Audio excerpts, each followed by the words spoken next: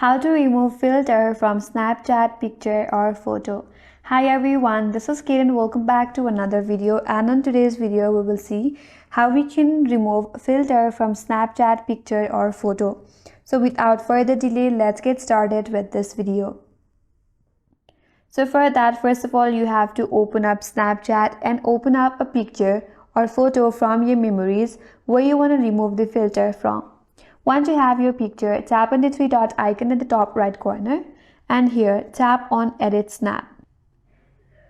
Now once you land on your edit piece, in order to remove the filter, you have to swipe the filter and then get back to the normal picture.